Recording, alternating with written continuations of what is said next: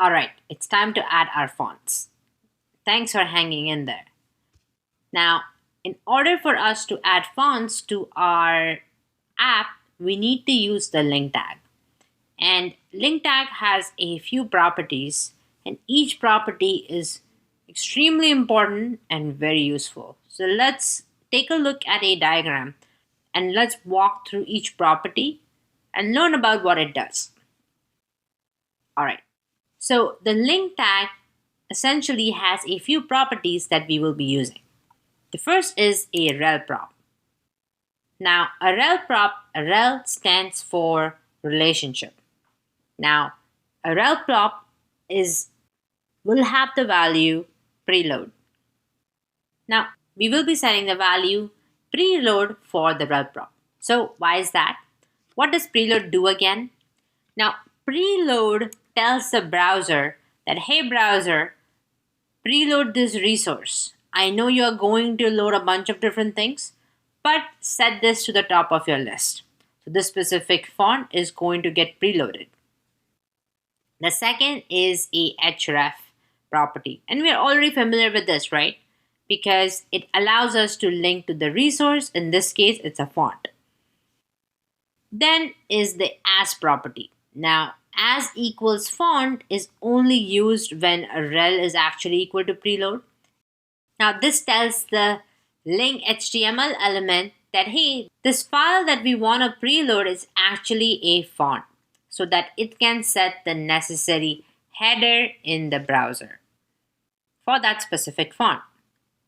And lastly is the cross origin prop with the value anonymous. And what this prop does is that it tells the browser that, hey, for this specific font, we don't need any credentials. So you can just download it and set it. So let's dive into our code. All right, now in the head component itself, let's go ahead and add the link tag. Now, as we saw, we can just say link rel equals preload. Then href would be mapping to the public directory. But since it's a public directory, we can just say /fonts. And we have to say IBM Plex Sans bold.ttf. And TTF is essentially the extension of the font itself over here. And let's add as font. And lastly, cross origin is anonymous. All right, now that we have, let's close it. Now that we have added this specific link tag, let's go ahead and add two more for the other two fonts. So one would be regular, which is right here. And lastly is semi-bold. So we can just add semi-bold over here. All right, now that we have loaded all these three different fonts, let's set this to be our base font in global.css. Now in global.css, you will notice that this font family was already set up by create next app. And what we need to do is we need to set this to IBM Plex Sans. And if for some reason IBM Plex Sans is not available, then it will default to all these different fonts in priority. All right, now that we have set this, let's go ahead and check it out in the browser. Now, you can see how the font changed right here. Now that we see our fonts getting applied to our page, let's go ahead and take a look at the network tab to see the fonts getting downloaded live.